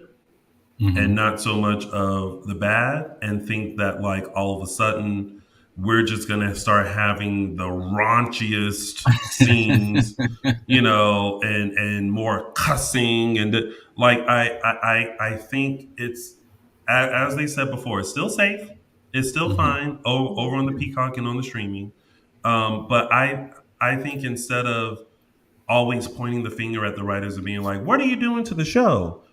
I want to show appreciation to them and saying thank you for not making it feel gross or sleazy, or like they're just, doing this just, what do we try this? It really was taken into account of like a conversation. It was responsible. Yeah. It was responsible. Thank you, Michael Mattis. And I think John Del Rey earlier was saying that the perception of LGBTQ couples are that they're not monogamous. We saw that with Will and Sunny. Yeah. We saw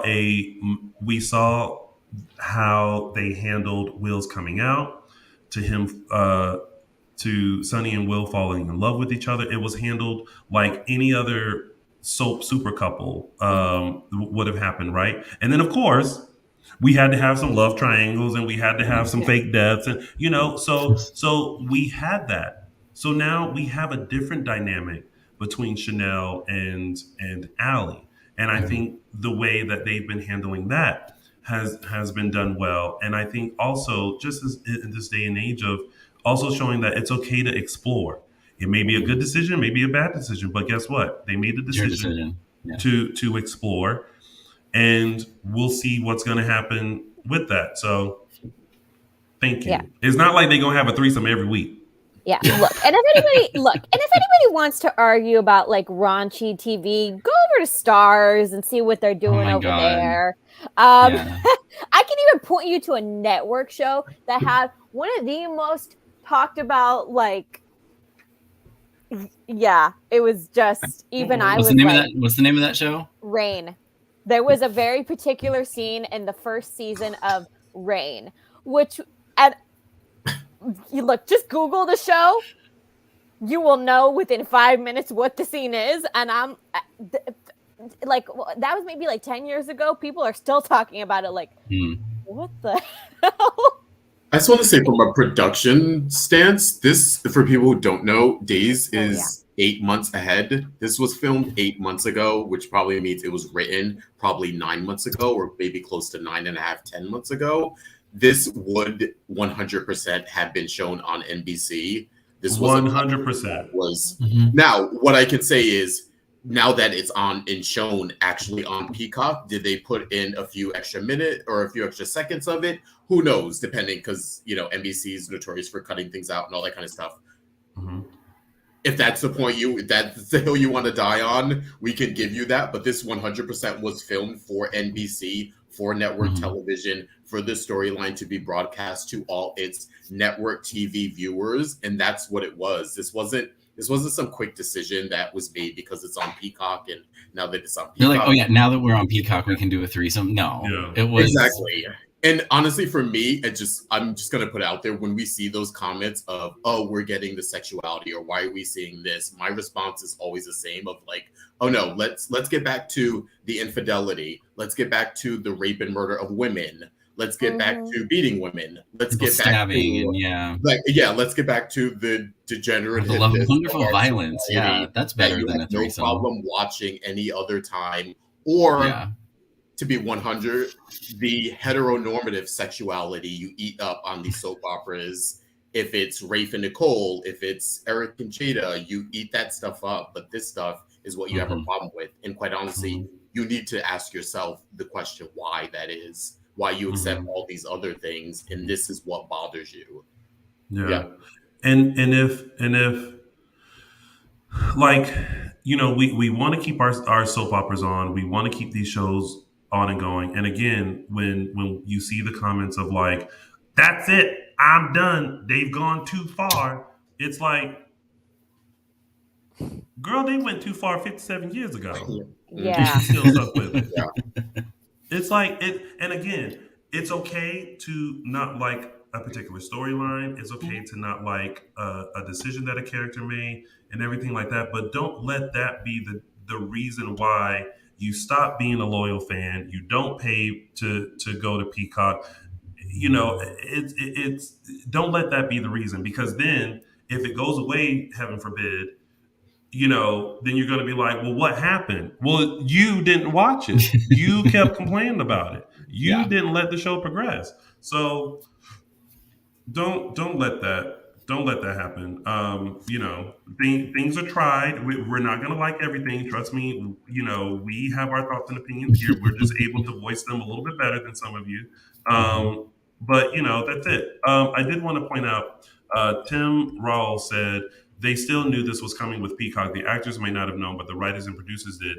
I think they knew something was in the works. They didn't know when. Yeah. Mm-hmm. So even the stuff we're seeing now is still stuff that they did not know was now going to be shown. That was not a writer's decision of when to pull the trigger on that. That was a way above management position. Yeah. Also, Ron has told us specifically to our faces on this show that certain storylines have to get approved and things like that. So they, if Ron said I want to do a threesome, the network said no, it's not going to air on net. It's not going to. They're not going to film it. He's not going to write it. Yeah, they can't do it. Yeah, like these. Yeah, this was going to air on NBC. Period. Yeah, it sure was. It was going to. It sure was. Betty and Iowa. I also want to say, Annette, thank you so much. We know not everybody in Iowa is like that, but but you get it, Michael. Like I always pinpoint that's Betty in Iowa in my head is the one that sits there and she watches TV and she actually writes a letter when something is when someone is too flamboyant or a storyline is too crude or you're shoving something down our faces. She writes a letter and sends it in. Hate. Yeah. But thank you, Annette, for letting me know that Iowa was one of the first states that legalized same-sex marriages and that you guys are more progressive. I understand that. I hear you, and I'm holding space for you. So thank you for that. But just in my head, I use that, and I apologize to anyone in Iowa or anyone named Betty and Betty in Iowa. Thank you so much for coming to our TED Talk. Well, that was a great discussion of that. That went over well. I hope... Annette said there's a Betty in every state. You're right. You're right, Annette. You are right. They're called Karens now. Yeah. Well, yeah. So anyway, kudos to Days. Historic moment. Thank you guys so much. We look forward to seeing what's going to happen with this groundbreaking content. Yeah. Yeah. And also, I want to know what's in that folder that has Chanel and Paulina shook. Oh. And why is Slithery Salone? I didn't want to start calling her that. Slithery Salone is the one to deliver this news. Yeah, who's the client? Yeah. There's apparently a client that's dictating all this. And bringing this all to light. Can we talk about one moment with Sloan now that you brought her up? I know.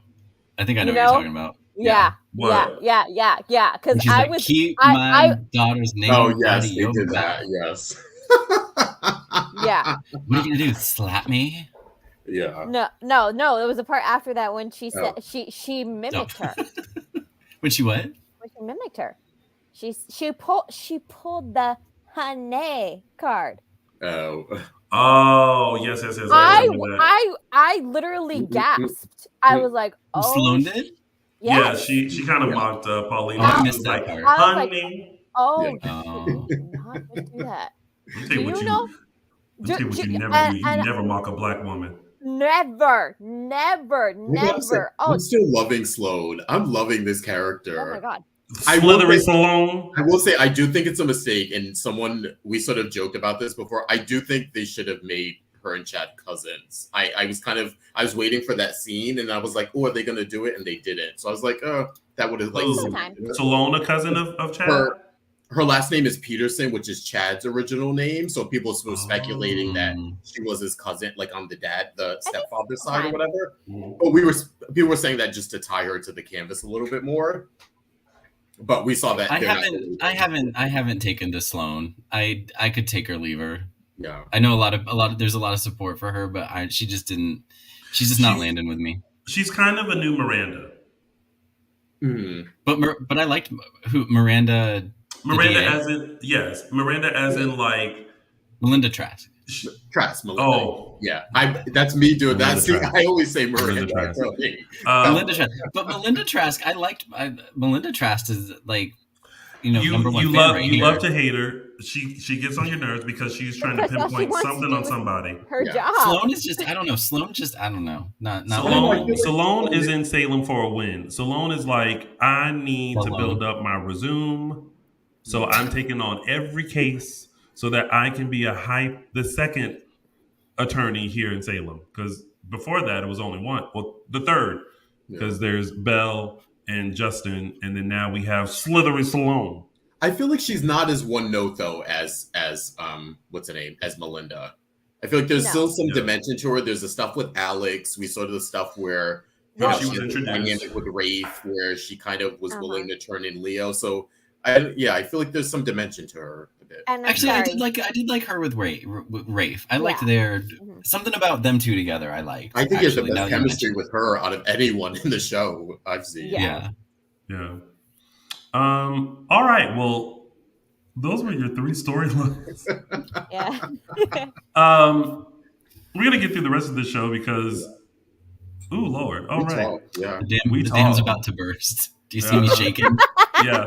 All right. Okay. So we're gonna get through this. First, we're gonna remind you guys to follow us on all social media platforms. Boom. There's that one. Make sure you subscribe to our YouTube channel. And follow us and find us on all your favorite podcasts. And now, subscribe to our YouTube channel and buy our merch. Now, on to Tidbits with Jada, Eric, and Nicole. And Why? Chloe. They're still there. They're still doing their stuff. Yeah. Nicole's hair looked good this week. Nicole's hair looked really, and I don't know why. Like the style she was having before, the way they were styling Ari's hair the past couple of weeks, I've just been like, I didn't feel it was very flattering to her, but this week with like the way it was curled, and I was like, okay, good job. Yeah. Not storyline related at all, but that's what I took away from that storyline. I'll add to that and say Jada Elia's hair is always on point. Elia Cantu. Us curly haired girls gotta stick together. But have you seen on Twitter? She's straightened it. Yeah. And it looks pretty. It looks pretty good straight too. Like she rocks the straight look too. Let me tell you, if you guys are not, she's a hair chameleon. She is. If you guys are not following Ilia Cantu, make sure you do, because I even commented on one of her photos. I was like, yes, because I was like, she's looking fire. I mean, she always is fire, but she was somewhere when she like had the straight hair and she was in a black dress and she had like with the jacket over, like a mirror selfie. Yeah. Yes, and I was just like, that was last night. She was up this. She was at the Sunset Tower, which is like around the corner. I was like, I wonder if she's still there. I want to party with her, but I was like, nah, I'm too lazy to do that. On a small note, I kind of noticed, and I don't know, like she Jada didn't look bad this week, but she looked, and I don't know if it was an acting choice or what, or if it was just because of the way she was dressed or the way she was moving. It was something about her demeanor that she just brought it. Like she looked like she felt tired, like she'd been on her feet, like she'd actually put in some work. Like not like, oh, I'm just walking around in my heels and just, I'm going about my supposed work day. No, she looked like she came in like a little tired, like she kind of been up, doing some work. I don't know if it was that. I don't know what it was. It's the Salem PD. She was searching Ralph's lab. Yeah, but the men don't look tired. Are we laying the groundwork for a storyline here? Maybe. Maybe, yeah.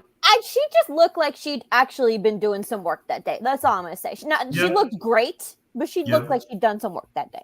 Yeah, listen, ever since she stepped foot in Salem, and before she even got the detective job, she's been working. So I get it. Months of work. You're allowed a eyes tied kind of a day. Yeah. All right, still Team Jada. Okay. I feel like there's more there, but there's no there. Really there. There's nothing there. But there was a conversation between Nicole and Chloe. That was mostly about Brady, though, I think. Yeah. And then Chloe ended up going over to Kristen, and we'll see what happens next week. All right. Well, that was your week of days. And now we're going to start with our segments, and we're going to start with mine, which is Tony's official 3 Snaps Award. Oh, snap! All right. So listen. Sometimes you have to have an appreciation for the lighting because it accentuates certain things. And in this moment, I wanted to thank not only Robert Scott Wilson for the work that he puts in on himself, but also the lighting guy who used this shade of blue to accentuate the ab work of Robert Scott Wilson. So, to the lighting guy at Days of Our Lives, for this beautiful moment, you get Tony's official 3 Snaps Award. Oh, snap! Now, I will also say that there was another great lighting thing with EJ and Lee Shin, where like EJ was like really nicely lit, and then Lee Shin kind of looked like dark. And I was like, ooh, those are good lighting choices. So the lighting guy really got my attention this week. But for that specific shot, ropes looking good. All right, and now it's time for ropes.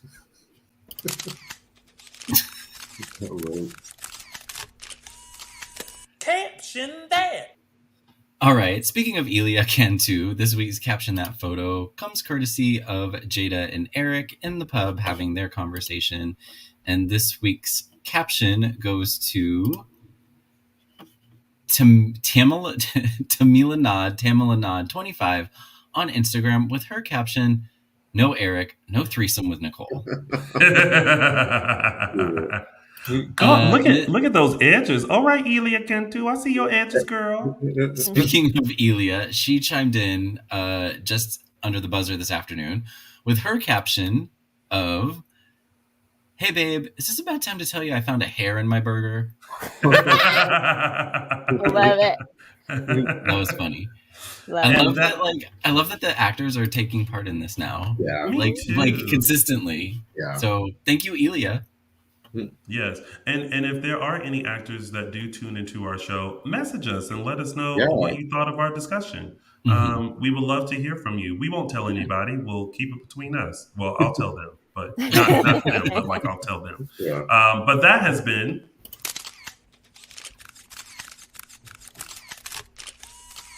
Caption That. And now it's time for Those Were the Days.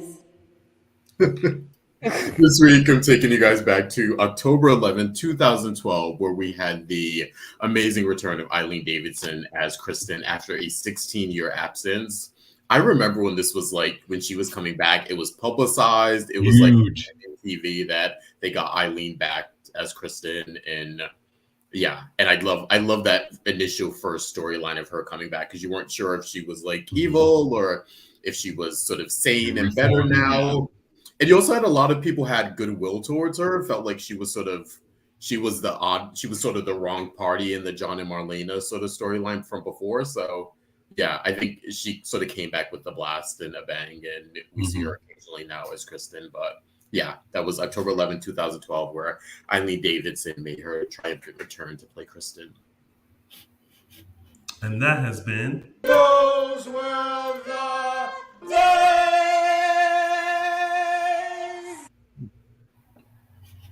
And now it's time for It's a Gift. All right, this week's It's a Gift, reluctantly, goes to reluctantly. Love that caveat. Mr. Alex Kyriakis.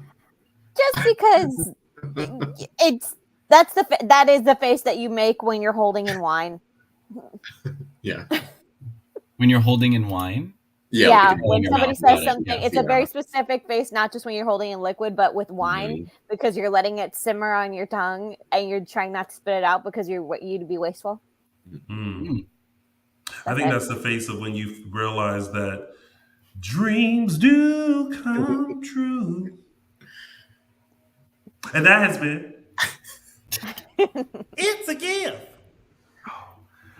And now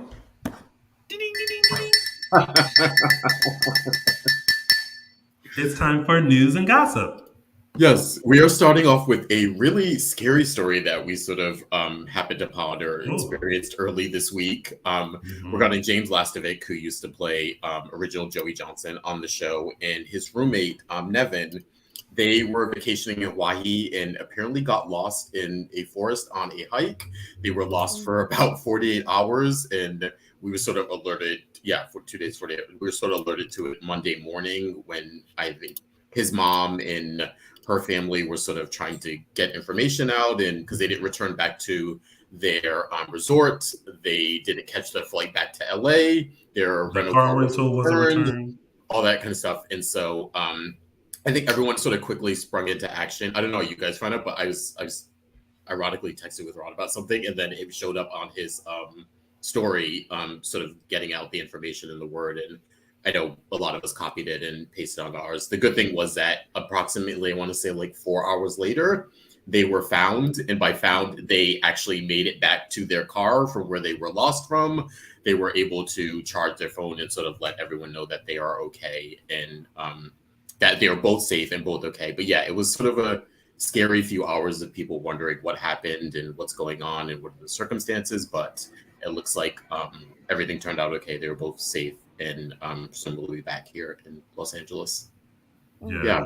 So thanks everyone who like tweeted and reposted and was just getting the word out. Because I think even though this situation was a little different, all of that stuff really helps. And you never know who knows someone or who knows the area, and any information can be helpful for things like that. So thanks everyone who participated.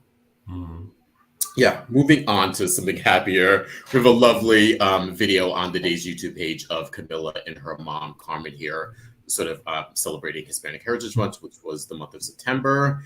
And they just talk about their Cuban heritage, Cuban and Spanish heritage, excuse me. Themes like identity, values, their favorite food and drinks in their culture. But yeah, it's a really cute sort of informative video. So if you wanted to learn a little bit more about Camilla and see her sort of interact with her mom, go check it out on the Days YouTube page. I also would like to keep putting out in the universe and in the soapverse for the host of Dishin Days to have some sort of segment on the official Days of Our Lives YouTube channel. Yes, I think that would be fun. Let's get that going. Yeah. I've got some ideas. Next up, we have one of our favorites, Mr. Mike Manning, did a very in-depth personal interview with Metro Weekly. If you don't know, this is an LGBTQ-centered magazine here in Los Angeles. It used to be Metro Source if you're a little bit older, but he did it with Metro Weekly. And this, he got really personal. He talked about everything from his experience on The Real World to his character on The Bay, his Emmy-winning character on The Bay, sexuality, his relationship with his husband.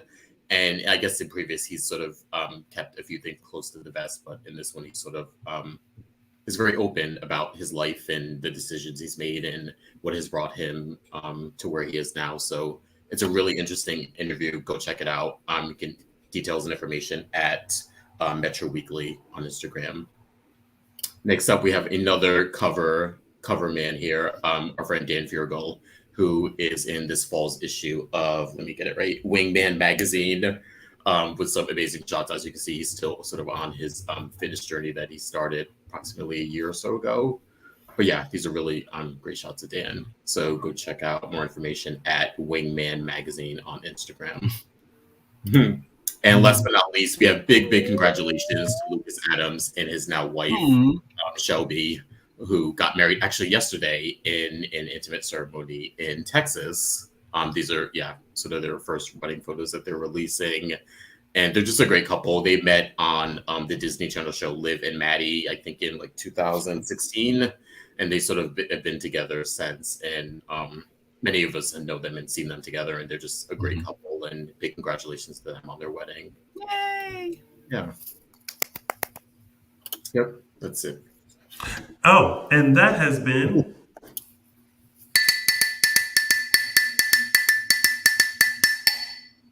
news and gossip. You know you're gonna have to record that eventually, right? Eventually, I know. I have to record that. Michael Manus, I know why you made that face. Sorry, Michael Manus. That's not why. Michael, amazing, exactly the way you are. She's got options. To Wendy. You did. Didn't even get a chance to introduce it. Michael Madison is so sensitive. Then you just start pressing buttons. All right, you guys. Let's check out what's coming this week on Peacock exclusive Days of Our Lives. Here we go. You're amazing, exactly the way you are. She's got options. To Wendy picking the best Johnson. Well, you know what I mean. He's got no choice. You know I love you, but I have to put my little girl first. Are you breaking up with me? They're at a crossroads. I'm your husband now. Maybe I made a mistake with you. And they're out of time. Kate, I need you to stay with me. Days of Our Lives, streaming now on Peacock. Don't go into the light. Mm-hmm. This whole catching Nicole and Eric in these situations. Break up. Yeah. Please. Maybe I made a mistake. Dare. Goodness. Should have stayed with Ava. Yep.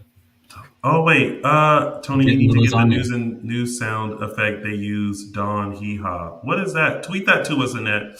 All right. Well, that has been Dishin Days for this week. Thank you guys so much for tuning in. We hope that you thoroughly enjoyed yourselves and that you got not only some deep, heated discussions, but also some fun laughter and fun moments from us. But before we head out, Michael Mattis, where can they find you? You can find me on Instagram and Twitter at MLMattis. Justin Lee Hareld, where can they find you? Find me on Instagram at Justin Lee Hareld. Just one. Araceli, where can they find you? You can find me on Twitter at Tia323 Araceli. Just one. And of course, you can find all of us on all social media platforms. We are Dishin Days Show on Facebook, Dishin Days on Instagram, and just Dishin Days on Twitter. And of course, you can find Little Old Chocolate Me on all social media platforms, TikTok, YouTube, Instagram, Facebook, at Lounging with Tony. Thank you guys so much for tuning in to another wonderful discussion of this week's episodes of Days of Our Lives. We will see you back next Sunday for another full dish of next week's episodes of Peacock's exclusive #1 award-winning hit soap opera, Days of Our Lives. Until then, tweet us and let us know that you liked us and love us and want more of us. Have a great week, everyone. Stay safe. Bye, everybody. Holy Trinity. 1, 2, 3. Not only you and me.